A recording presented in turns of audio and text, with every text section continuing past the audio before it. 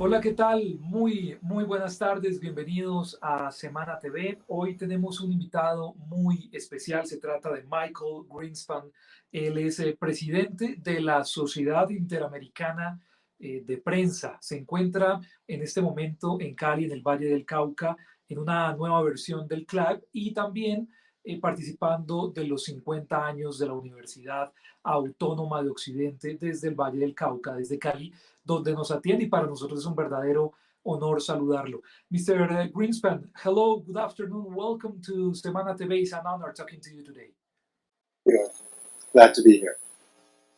Thank you very much. Lo primero que quisiéramos saber es cómo ve la asociación a la que él pertenece, la libertad de prensa en Colombia. How is Colombia today outlook the press freedom in the 2023? How do you see Colombia in this manner? So I see it as a work in progress. It used to be really bad.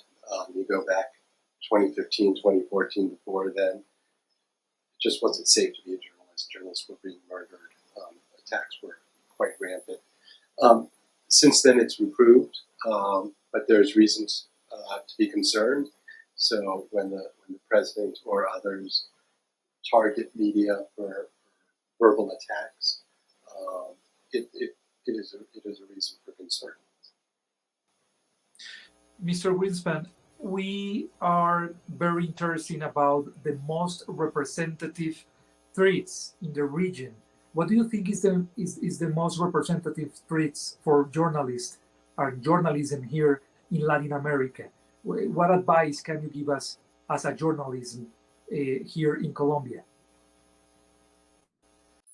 I mean, I think the advice for journalists everywhere is continue to do what you're doing, be independent, be forthright, be honest. If you make a mistake, you own up to it and say, I made a mistake.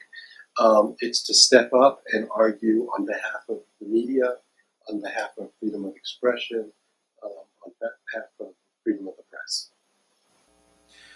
Mr. Greenspon, we would like to know about your opinion of governments in any place in the world that discredits the work of the press, even here in Colombia.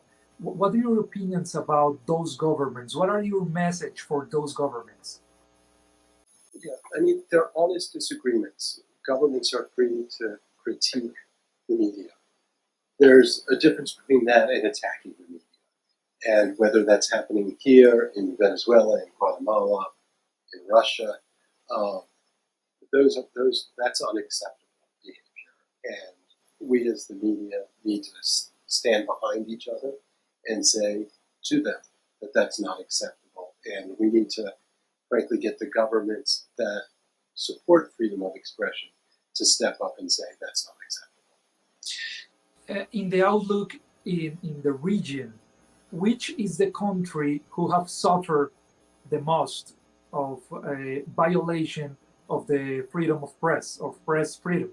Which is the country that is on your look of this violation of these rights? I mean, so the long-term government repressors are obviously Venezuela and Cuba, and they continue to be so. Increasingly, Nicaragua, Guatemala, and others are seeming to race to catch up to them, and that's a trend we need to stop. Mr. Greenspon, have you received from journalists in Colombia any complaints about attack or direct attack from the government of Colombia? Have you received complaints directly from the press here about those attacks? I can't talk to whether there's been a direct, certainly not to me, but to IAPA. But there's been concerns, I would say, raised. So not yet that I'm aware of direct attacks, but concerns about the flow of the conversation between the government and the media. We would like to talk about the advice you will give to journalists that currently have received attacks against them from the government in Colombia and other parts of the world? What we should do when we receive those attacks and we feel we are uh, being attacked from the government, what we should do? I mean, here in Colombia, you should let us, IAPA, know. You should let the media associations in Colombia know. And you should write about it. Let your readers know. They need to understand what's going on. But do you think we should stop doing our work if we feel our life is in danger? Do you think we can handle those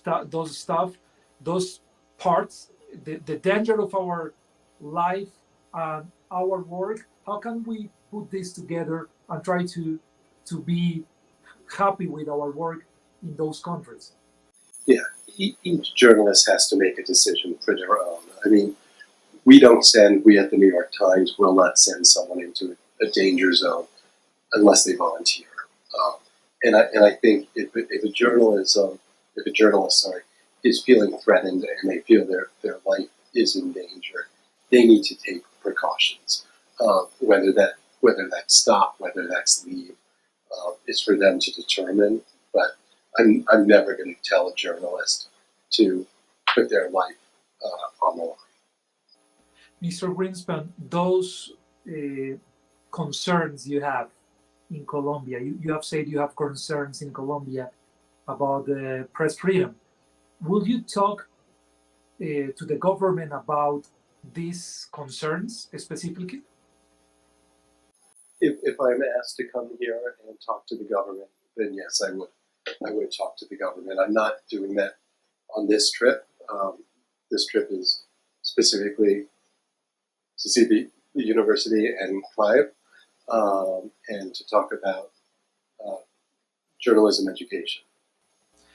As a person who sees Colombian journalism and you see maybe in the social media our president attacks directly to the press, what do you think about this in specific? And do you think the left in the region, the politicians, left politicians, uh, doesn't know respect or do not respect the press in the region for what reasons? What do you think about it? So let's first be clear. It's whether you're on the far left or you're on the far right. There's a practice of attacking the media, and I think I don't know whether they want to be authoritarian, but it's part of the authoritarian playbook, which is you eliminate, you attack the media, and then there's frankly no one to stand up to you and you can get your way. Finally, Mr. Greenspon, we would like to talk about the United States of America. And we understand there have been also complaints of freedom, press freedom, and also with the elections, the last elections with Donald Trump and Joe Biden. How do you handle this in the New York Times as a director? I mean, we're trying to do our best to call it as we see it. If one of the candidates is telling a lie, we say the candidate's lying. Joe Biden won the election. He won it free and fair. Every media organization, whether on the left or the right, every respectable media organization has agreed to that. And our job is to, as I said before, step up and say, this candidate is telling the truth, this candidate is lying, this candidate is sort of fudging it. It's partly true, but here's the part that's not true. Mr. Greenspan, our last question is, you said you have concerns and your association have concerns in Colombia. What concerns do you have about press freedom in our country? Can you be more specific, please? I mean, it's the attacks that you were talking about on social media, and what follows from that. So we've seen it in other countries time and again, where it starts with verbal attacks and then physical attacks follow. And we just don't want to go down that path. We need to stop the attacks on the press. Mr. Michael Greenspon, it's a really honor talking to you today. I hope you could enjoy Cali and enjoy Colombia. This is a very beautiful country, and thank you very much for being today with us in Semana TV. It's an honor. Thank you very much. Thank you. Él es Michael Greenspon, uno de los grandes de la libertad de prensa en el mundo, porque hace parte de la Sociedad Interamericana de Prensa como su presidente, y también es directivo, un alto directivo del periódico de los Estados Unidos, New York Times, que se encuentra en este momento atendiendo a la nueva versión del club y atendiendo también a esos 50 años de la Universidad Autónoma de Occidente como invitado en Cali, en el Valle del Cauca. Eso es todo por el momento. Muchas gracias por estar con nosotros en Semana TV.